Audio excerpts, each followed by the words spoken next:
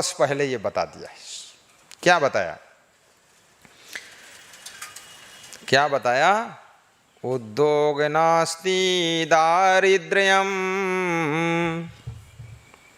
जपतो नास्ति पातकम मौने चा कलहो नास्ति नास्ति जागरतो भयम। बड़ी मजेदार बात है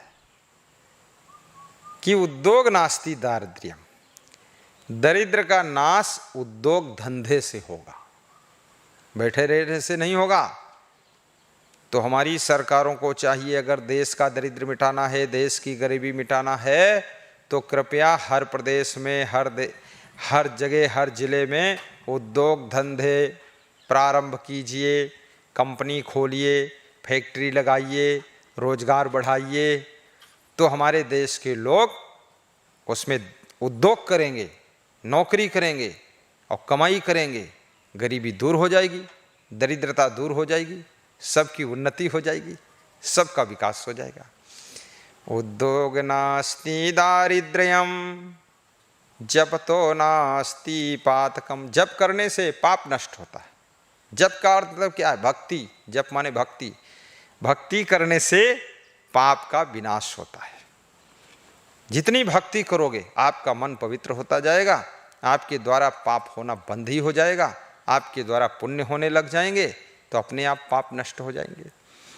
और मौने चा कलहो नास्ति, अगर घर में कलह कलेश रहता है तो मौन रहिए, ज़्यादा प्रत्युत्तर मत दीजिए। वह स्त्री बुद्धिमान है जो अपने पति को प्रत्युत्तर नहीं देती, रिप्लाई नहीं करती। और जो स्त्री कौवा जैसे कटर कटर बोल बोल कर अपने पति की बात को काटती रहती है और बतकट्टी है, चोट्टी भी है, बतकट्टी भी है और झोट्टी भी है, हठी भी है और सठी भी है, उनके घर में कलह कलेश कभी नहीं मिटेगा। कलह कलेश तभी मिटेगा, थोड़ा मौन रहिए, हर व्यक्ति को जवाब मत दीजिए, बात मत लड़ाइए। और ये कब संभव है? सहनशीलता होगी तभी मौन हो पाओगे, अन्यथा बोलोगे क्या हमने नाक कटाई, हम मौन क्यों रहें, चुप क्यों रहें, हम बोलेंगे जरूर।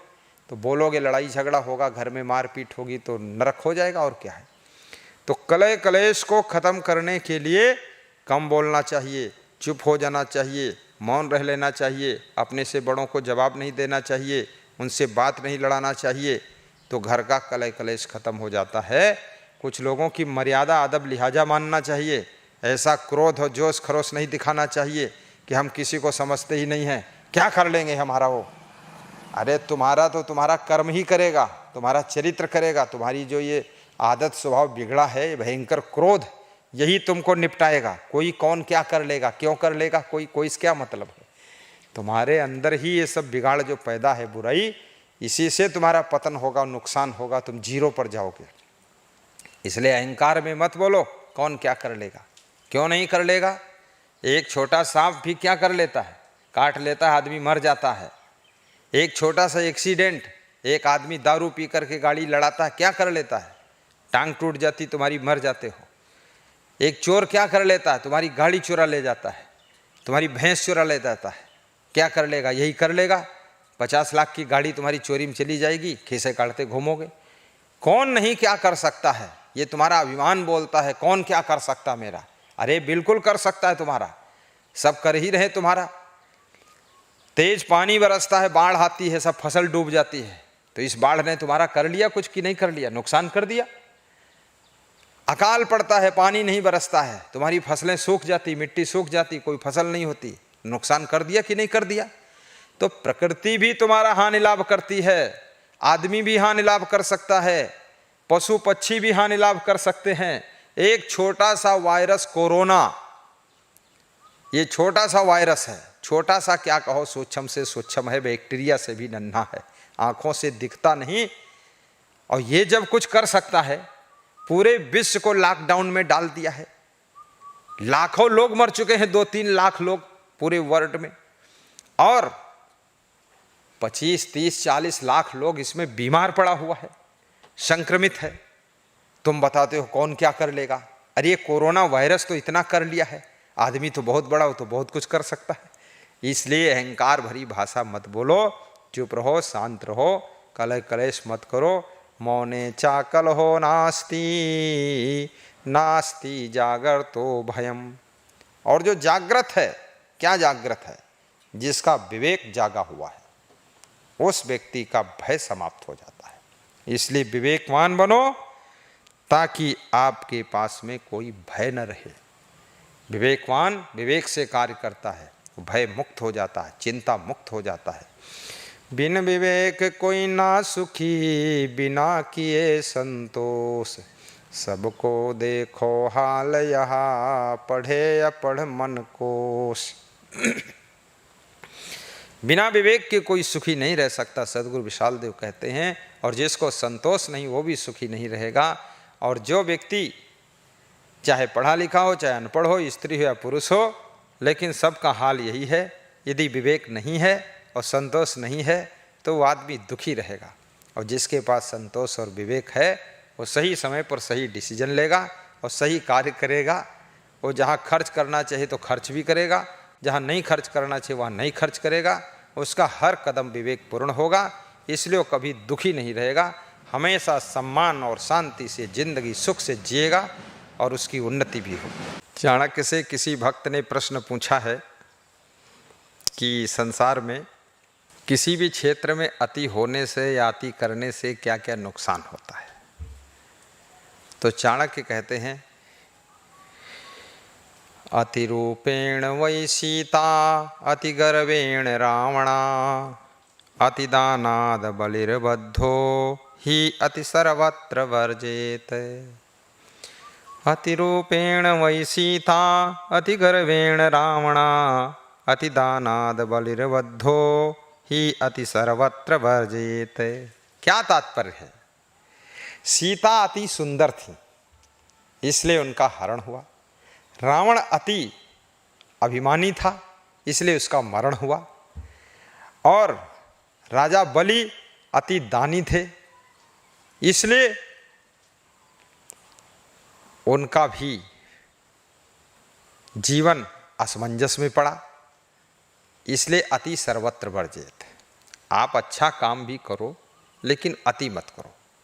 अति भोजन खाना, अति उपवास रहना, अति पैदल चलना, अति बैठे रहना, अति सोते रहना, अति गाते रहना, अति हल्ला मचाते रहना, अति खुराफात करना।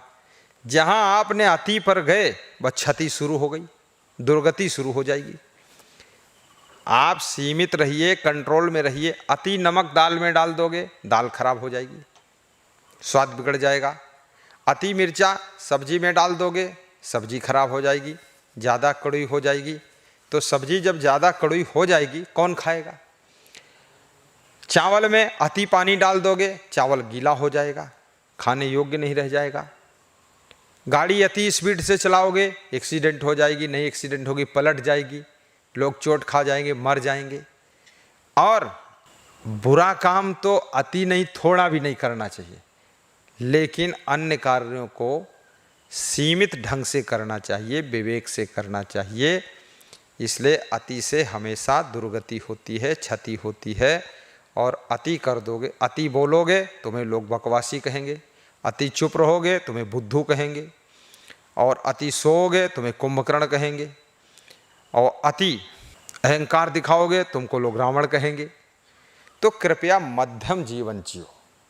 महात्मा बुद्ध ने भी कहा है कि मध्यम जीवन जीना चाहिए, और मध्यम जीवन बड़ा सुखदायी जीवन होता है। अतिरूपेण वै सीता, अतिगर्वेण रावणा, अतिदानाद बलिर्बद्धो ही अति सर्वत्र वर्जेत। तो सभी जगह अति करने के लिए मना किया गया है। बहुत बहुत धन्यवाद। आगे का प्रश्न है, बहुत अच्छा प्रश्न पूछा है। मनुष्य के कुल में, परिवार में वह कौन सा पुत्र होता है जो कि पूरे कुल परिवार को सम्मानित करता है? और उसके लिए क्या उदाहरण दिया है चाणक्य ने? तो चाणक्य कहते हैं, एकेन अपि सुवृक्षेण पुष्पतेन सुगंधिना, वासितम स्याद वनम सर्वम, सुपुत्रेण कुलम यथा। बड़ा मार्मिक श्लोक है। जैसे एक भी सुगंधित फूल वाले वृक्ष से संपूर्ण वन सुगंधित हो जाता है, ऐसे ही अच्छे लड़के से पूरा कुल कुटुंब आनंदित हो जाता है।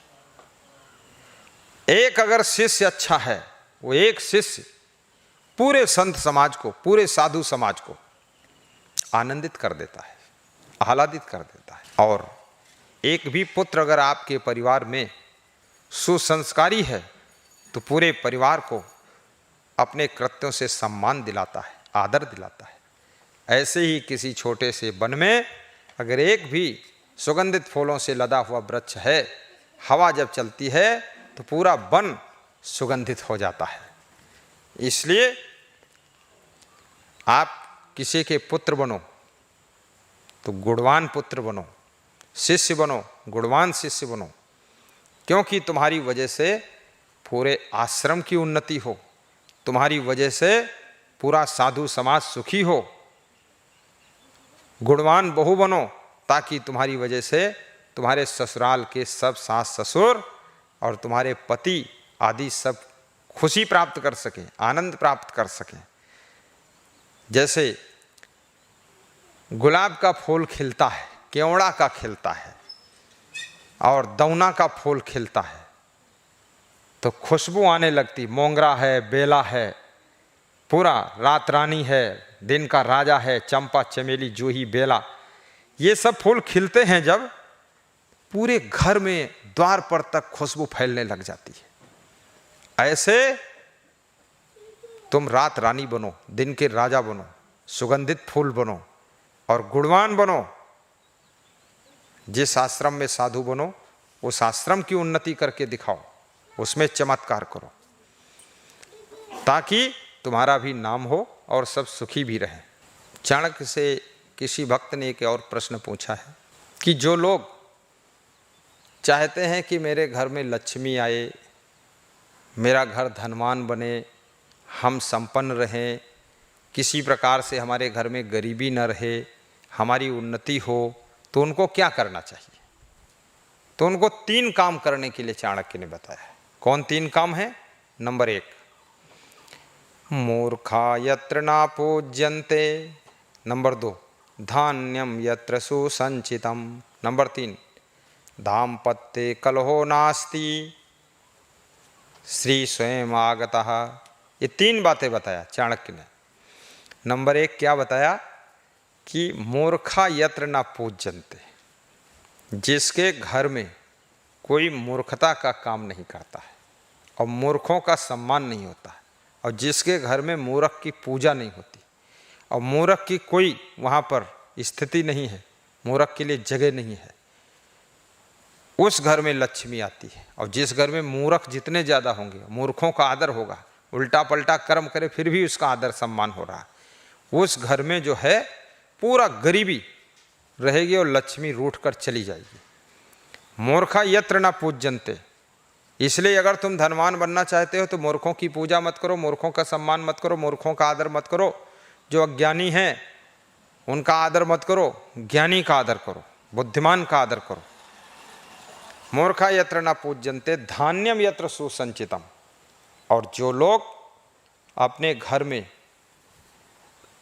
अन्न का अपमान नहीं करते, अन्न के एक एक दाने को संग्रहित करके संभाल कर रखते हैं, अन्न के एक एक दाने को, उस घर में शांति रहती है, उस घर में शांति रहती है और संपत्ति भी रहती है, उन्नति भी होती है।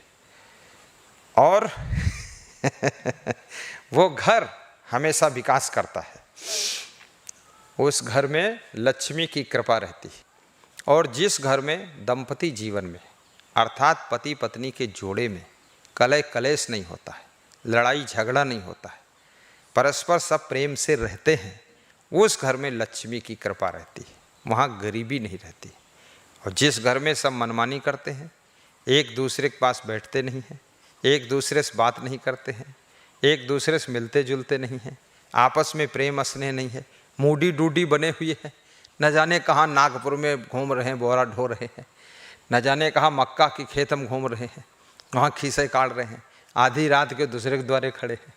इस तरह के मूर्ख लोग जहाँ रहते हैं उस घर में लड़ाई झगड़ा भी खूब होगी और उस घर में बिल्कुल दरिद्र आ जाएगा। वहाँ न शांति रहेगी न संपत्ति रहेगी, पूरा दुख ही दुख रहेगा। अगर सुखी होना चाहते हो, संपन्न रहना चाहते हो, तो बस एक ही फार्मूला अपनाइए। क्या? मूर्खों से दूर रहिए, मूर्ख का सम्मान मत कीजिए, मूर्ख से दूरी बनाकर रहिए, खुद मूर्ख मत बनिए, मूर्खता के कार्य मत करिए और अन्न का अपमान मत करिए। अन्न के दाने को फेंकना नहीं चाहिए, उसको संभाल कर रखिए, तो आपके घर में लक्ष्मी की कृपा रहेगी, संपन्नता रहेगी और आप सुखी रहेंगे। कल्याण का कार्य मनुष्य को कब तक कर लेना चाहिए? कब तक कर लेना चाहिए कल्याण का कार्य? कब तक कर लेना चाहिए?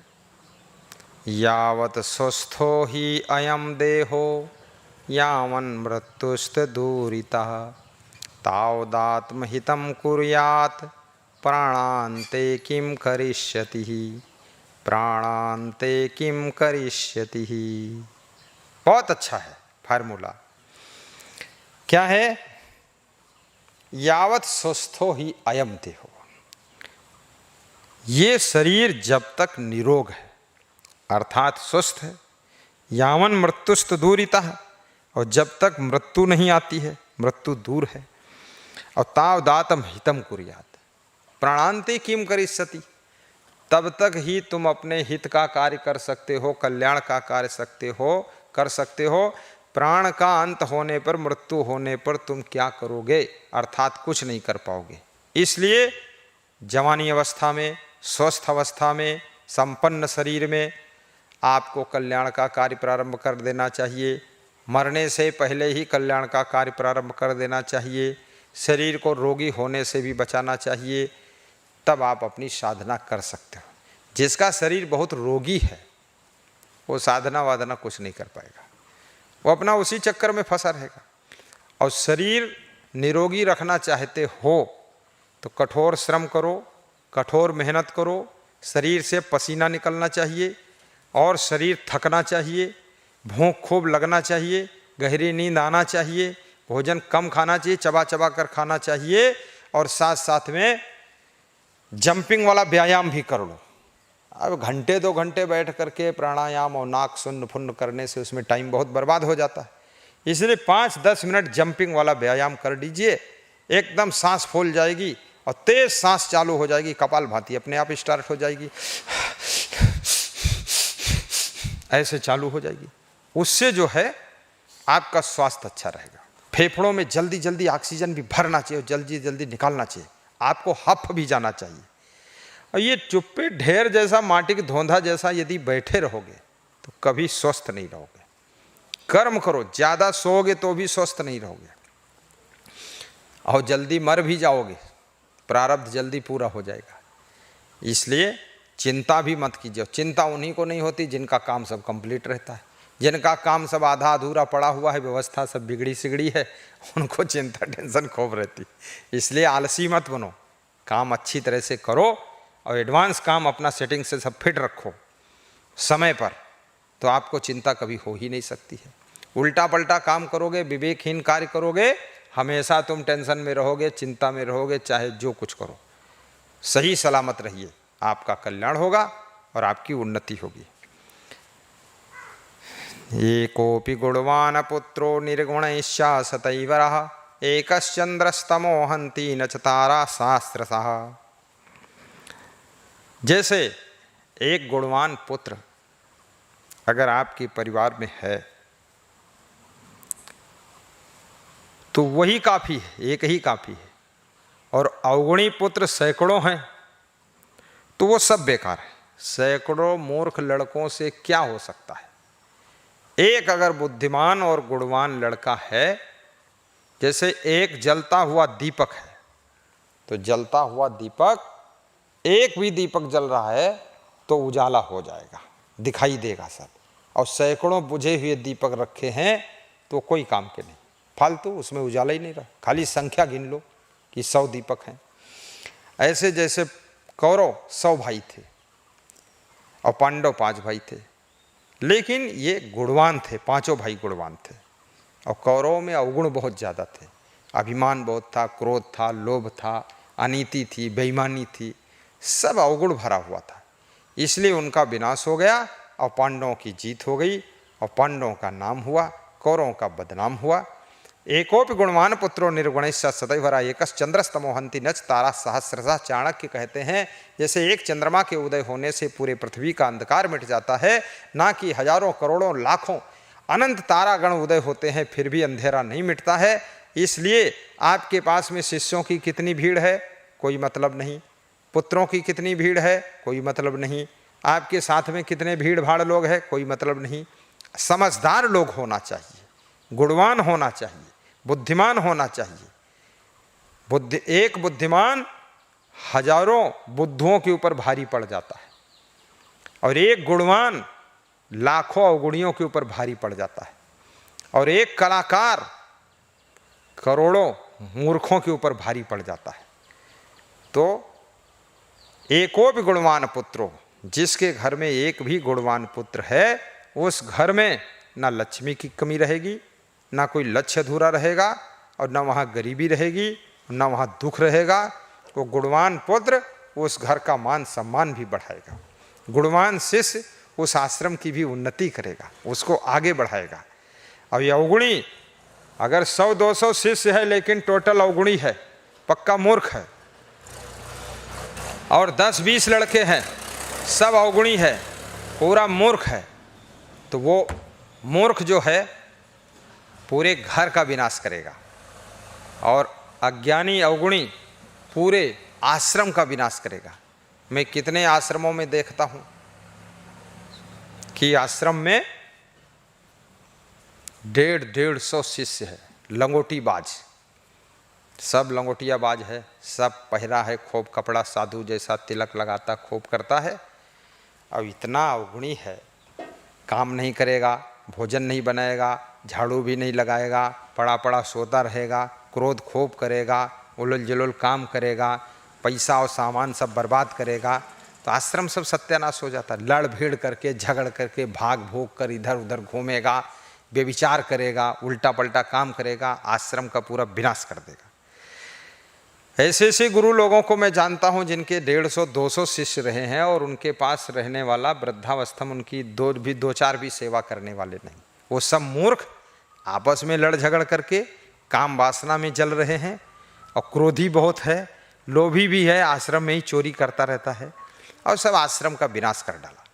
और वे मूर्ख लोग, ऐसे पुत्र कितने घरों में देखता हूँ, 4-4 बहुएं हैं, 6-6 बहुएं हैं, 20-20 औरतें हैं, खूब लेडीजों का मेला झमेला चल रहा है, लेकिन उस घर में ना कोई जूठे बर्तन मांजना चाहता है, ना कोई झाड़ू लगाना चाहता है, नाश्ता भी नहीं बन रहा है, ना तो उस घर में कोई आटा मारने वाला है, कोई भोजन बनाना नहीं चाहता है। सब अलबेली साड़ी पहनकर और खूब साड़ी बनारस वाली और लहंगा बॉम्बे का और खोपड़ी ना मालूम किस गधे की, दिमाग काम नहीं करता है और सब उल्टा पल्टा काम करना, सासू से लड़ना, ससुर से लड़ना, पति से लड़ना और सबसे झगड़ना और बहुओं को परेशान करना, पूरे घर को नरक कुंड बना दिया।